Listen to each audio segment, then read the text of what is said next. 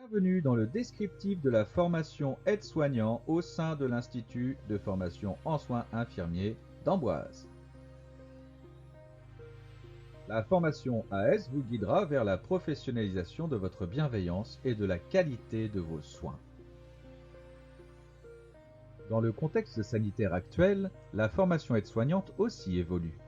Tout au long de ce diaporama, nous vous présenterons le métier d'AS, comment accéder à cette formation et quel est le projet pédagogique de l'IFSI d'Amboise. Jusque-là, la formation aide-soignant s'organisait autour de l'arrêté du 22 octobre 2005 modifié relatif à la formation conduisant au diplôme d'état d'aide-soignant. L'aide-soignant exerce son activité sous la responsabilité de l'infirmier dans le cadre du rôle propre dévolu à celui-ci. Dans ce cadre-là, l'aide-soignant réalise des soins liés aux fonctions d'entretien et de continuité de la vie, visant à compenser partiellement ou totalement un manque ou une diminution de l'autonomie de la personne ou d'un groupe de personnes. Son rôle s'inscrit dans une approche globale de la personne soignée et prend en compte la dimension relationnelle des soins. L'aide-soignant accompagne cette personne dans les activités de sa vie quotidienne, il contribue à son bien-être et à lui faire recouvrer dans la mesure du possible son autonomie. Travaillant le plus souvent dans une équipe pluriprofessionnelle en milieu hospitalier ou extra-hospitalier, l'aide-soignant participe dans la mesure de ses compétences et dans le cadre de sa formation aux soins infirmiers préventifs, curatifs ou palliatifs. Ces soins ont pour objet de promouvoir, de protéger, de maintenir et de restaurer la santé de la personne dans le respect de ses droits et de sa dignité. Parmi les métiers du paramédical, le métier d'aide-soignant est l'un de ceux qui s'exercent dans le plus de proximité auprès des personnes malades, handicapées, âgées, qu'elles soient hospitalisées ou à domicile. Il demande d'avoir à la fois des qualités techniques, relationnelles et organisationnelles. L'aide-soignant assure les soins d'hygiène et de confort des patients, leur apporte son soutien pour les actes de la vie quotidienne, en collaboration avec l'équipe de soins et particulièrement l'infirmier ou l'infirmière. L'aide-soignant accompagne les patients dans les actes de la vie, au travers par exemple de la toilette ou de l'habillage.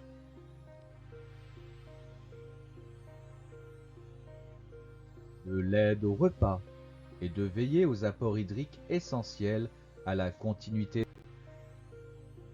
De mettre également en œuvre toutes les actions ou les outils nécessaires pour conserver ou améliorer l'autonomie des personnes. Tous ces soins sont accompagnés d'une dimension relationnelle juste et aidante, la dimension du prendre soin. Les aides-soignants et aides-soignantes participent également aux animations, un soin de stimulation essentiel pour se récréer et se dynamiser. Idem pour les soins avec l'infirmier ou l'infirmière, ou sur des soins plus spécifiques en fonction de l'établissement ou du service. Les aides-soignants prennent également part aux transmissions en équipe pluridisciplinaire afin de coordonner l'ensemble des parcours de soins. L'IFSI d'Amboise attend des élèves aides-soignants une attitude et une posture professionnelle en faisant preuve d'adaptation, de réflexion, d'observation, de capacité relationnelle, d'écoute, d'humanité, d'une qualité de toucher, du souci de l'autre, du respect envers la personne soignée, ses proches et ses collègues, de la disponibilité, de la discrétion, de la retenue, d'une maîtrise et une conscience de ses émotions, de la rigueur et de la ponctualité, des capacités à se remettre en question et à questionner ses pratiques, une capacité à travailler en équipe, une capacité à s'organiser et à prioriser, également des capacités en informatique, en rédaction, et le sens des responsabilités. Les lieux possibles d'exercice ouverts au diplôme d'état d'aide-soignant sont nombreux et variés. Le public, le privé, les hôpitaux, les EHPAD, les cliniques, les structures liées au handicap, à la psychiatrie, le travail à domicile, et à tous les âges de la vie.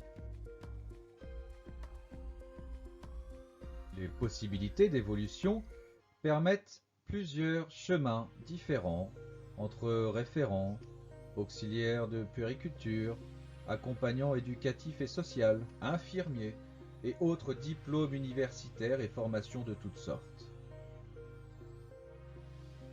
Pour accéder à la formation d'aide-soignant, vous devez être âgé de 17 ans au moins à la date de la rentrée. Également, vous devez avoir réussi les épreuves de sélection que nous allons évoquer ci-après. Les épreuves de sélection se déroulent en 2 temps.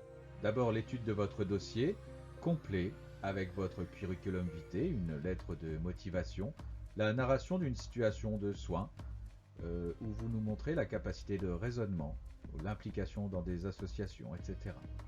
Puis une épreuve orale de 15 à 20 minutes, notamment pour discuter de la motivation et apprécier les valeurs humaines du candidat. Évidemment, en cas de crise sanitaire, les épreuves orales sont susceptibles d'être annulées. Pour les élèves en attente d'un résultat de baccalauréat, l'admission sera soumise à l'obtention de celui-ci. Concernant votre dossier, nous attendons une lettre de motivation travaillée, peaufinée et personnalisée.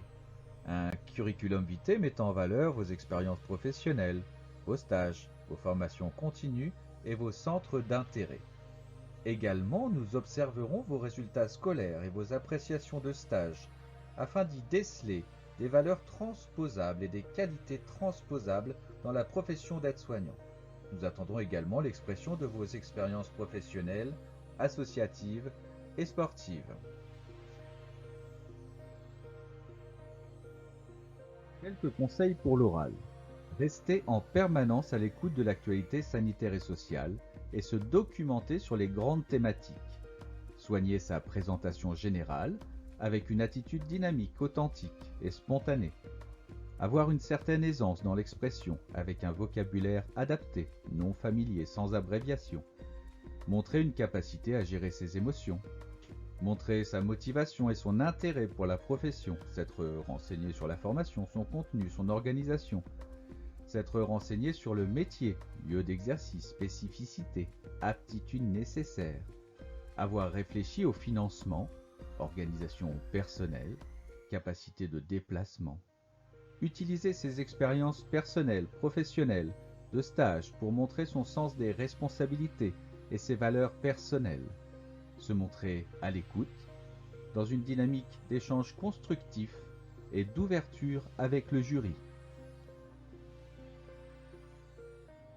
Une dispense de l'ensemble des épreuves de sélection est possible pour les agents de services hospitaliers qualifiés de la fonction publique hospitalière travaillant depuis au moins 3 ans dans cette qualité et sur demande de leur employeur. La formation est accessible sous plusieurs formes.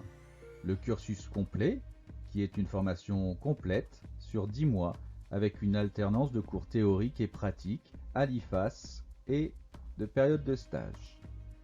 Et le cursus partiel, où les élèves peuvent être dispensés de certains enseignements liés à leurs acquisitions antérieures en fonction de la nature de leur diplôme. Pour ce qui est des stages, ils sont recherchés et attribués par l'Institut de formation. Chaque stage fait l'objet d'une évaluation par les professionnels de terrain au regard des compétences à acquérir. Les stages s'effectuent dans différentes structures comme la médecine, la chirurgie, auprès des personnes âgées ou handicapées, dans la santé mentale ou dans l'extra-hospitalier. Pour ce qui est de la réforme à venir sur la profession aide-soignante, les orientations du texte législatif à paraître seraient les suivantes. Une extension des actes réalisés jusque-là uniquement par les infirmiers, une augmentation du temps de formation de 10 à 12 mois, une valorisation du niveau du diplôme. Dès que le nouveau texte sera sorti, les informations seront disponibles sur le site de l'IFSI d'Amboise. Une fois admis, vous intégrerez une formation d'adulte professionnel. Et en tant qu'adulte et futur professionnel, sont attendus de vous des capacités de concentration, d'attention en cours, des capacités à prendre des notes, à participer activement lors des cours et des travaux de groupe, qui sont nombreux. Nous attendons un travail personnel car beaucoup d'évaluations, et que vous soyez disponible et mobile pour aller en stage dans tout le département. Vous intégrerez une formation théorique pratique, dynamique, variée et de qualité, dispensée sous différentes formes telles que des cours magistraux, des travaux de groupe dirigés, des travaux pratiques avec un matériel spécifique, des simulations en hôpital de simulation avec l'utilisation de mannequins interactifs, avec des scénarios diversifiés selon les objectifs pédagogiques. Vous croiserez des intervenants variés tels que des infirmiers, des aides-soignants, des médecins, des kinésithérapeutes, des psychologues.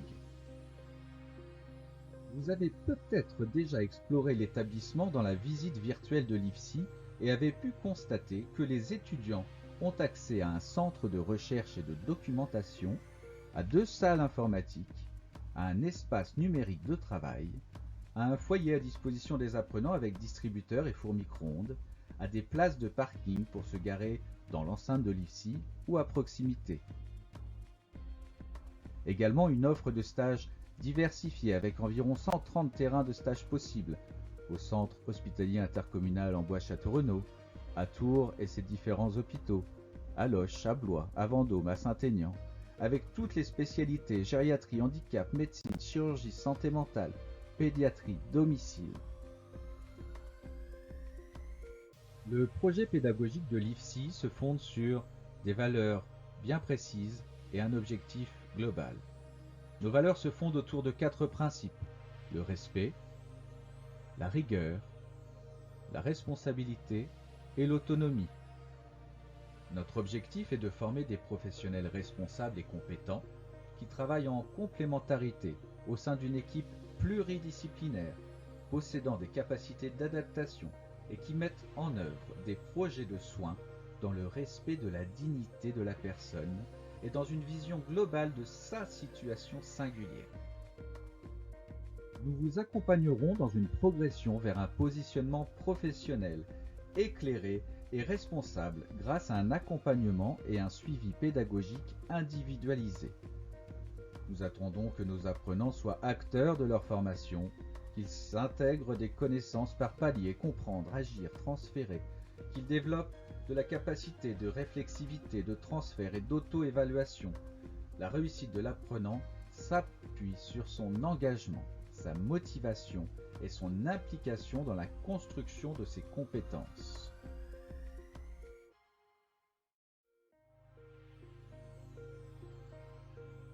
La vie est faite de choix. Avez-vous fait le vôtre? Pour toute demande ou questionnement, notamment les dates de sélection, rendez-vous sur le site ou auprès du secrétariat au 02 47 23 30 00 ou par mail au secrétariat@ifsi-amboise.fr. Soigner est un art. En serez-vous les artistes?